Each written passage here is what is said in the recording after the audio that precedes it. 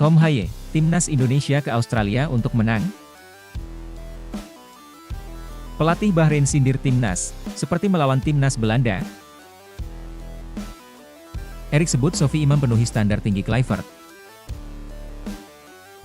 Media Malaysia sindir proses naturalisasi Emil Audero, paspor Malaysia itu mahal, bukan cuma pakai peci. Sebelum lanjut jangan lupa subscribe dulu guys. Oke, kalau sudah subscribe mari kita lanjut videonya. Tom Haye, Timnas Indonesia ke Australia untuk menang?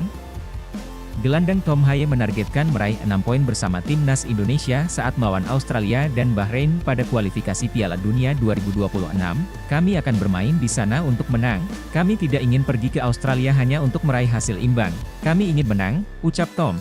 Timnas Indonesia akan menghadapi Australia di Sydney pada 20 Maret. Bukan hanya berambisi meraih kemenangan saat bertandang ke markas Australia, Tom Haye juga menargetkan Timnas Indonesia merebut 3 poin saat menjamu Bahrain di Jakarta pada 25 Maret, di rumah. Kami juga ingin meraih kemenangan kandang melawan Bahrain. Jadi berapa poin yang bisa diraih? Target objektifnya 6 poin. Ujar mantan pemain Heerenveen itu. Namun, Tom Haye ingin mengingatkan supporter Timnas Indonesia bahwa terkadang dalam pertandingan sepak bola semuanya bisa terjadi, tapi kita tidak tahu bagaimana pertandingan berkembang. Terkadang di pertandingan Anda punya perasaan harus berjuang meraih hasil imbang, terkadang kita bisa merasa lebih kuat dan bisa menang. Tentu kami selalu ingin meraih menang, tapi kita juga harus berusaha membaca arah pertandingan, ucap Tom. Lebih lanjut Tom Haye mengakui laga melawan Australia bisa jadi pertandingan yang lebih berat bagi Timnas Indonesia. Saya ingat di pertemuan pertama, lawan Australia, itu pertandingan yang ketat, seimbang, mengandalkan fisik. Kedua tim tidak mendapat banyak peluang. Itu pertandingan yang ketat, laga paling seimbang di grup itu.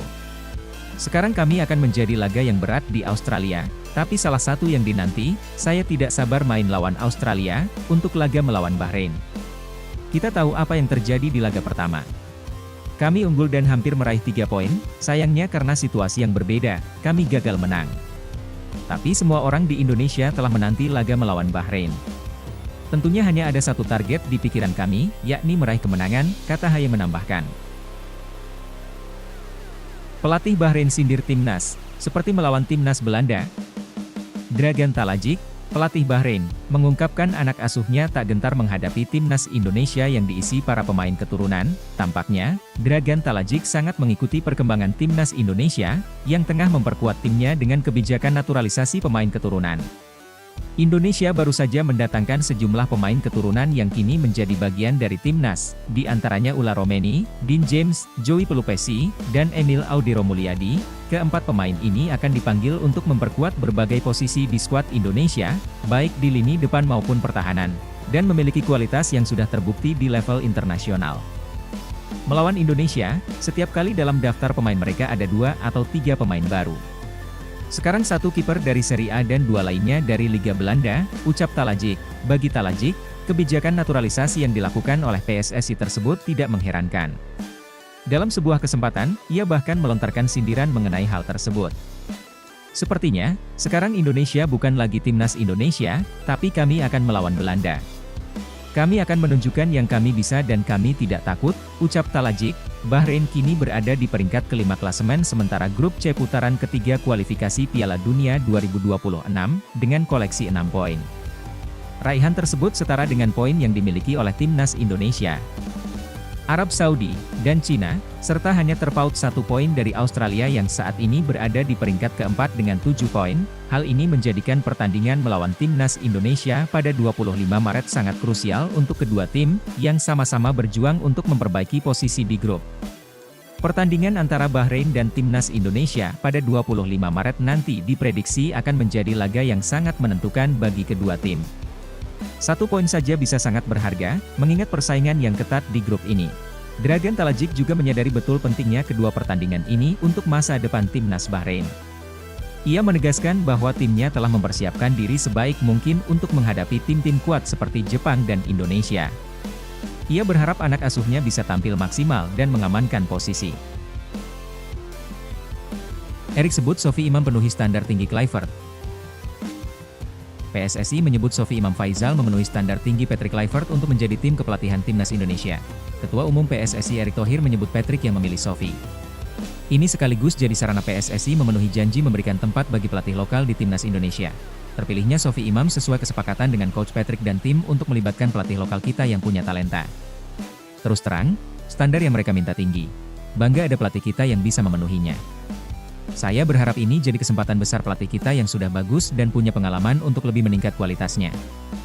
Kata Erik, Sofi terseleksi dari 8 pelatih lokal, baik pelatih teknik, fisik, dan fisioterapis, yang diinterview Kluivert. Saat ini Sofi memiliki lisensi AFC Fitness 2B. Ini bukan kali pertama Sofi terlibat di tim kepelatihan Timnas Indonesia dan kategori usia, seperti U16, U19, dan U23. Ia juga sempat membantu Shin Tae-yong di Timnas Indonesia pada 2024. Saat ini Kluivert memiliki sejumlah pendamping dalam hal teknik dan strategi, seperti Denny Lanzaat, Alex Pastoor, dan Gerald van den Burg. Selain itu ada pula sederet nama pelatih untuk urusan di luar teknis, seperti Leo Echtelt dan Chesley ten Oever sebagai fisioterapis, Jordi Kluitenberg, serta Regi Blinker dan Bram Verbruggen. Media Malaysia sindir proses naturalisasi Emil Audero. Paspor Malaysia itu mahal, bukan cuma pakai peci. Media Malaysia, Palatau Bola, menyindir proses naturalisasi Emil Audero, Dean James dan Joey Pelupesi untuk memperkuat Timnas Indonesia yang kelar dalam 16 hari. Paspor Malaysia mahal, bukan cuma pakai peci, tulis Palatau Bola. Sambil menampilkan foto Emil Audero mencium bendera Indonesia, Malaysia memiliki paspor nomor ke-9 termahal di dunia. Proses naturalisasi di Malaysia membutuhkan waktu yang lama. Malaysia dan Singapura adalah dua negara dengan paspor terbaik di dunia. Negara nomor 66 tidak masalah memberi paspor kepada lebih dari 10 pemain keturunan, sambung Palatau Bola. Nah, gimana menurut kalian bosku? Silahkan tulis di kolom komentar.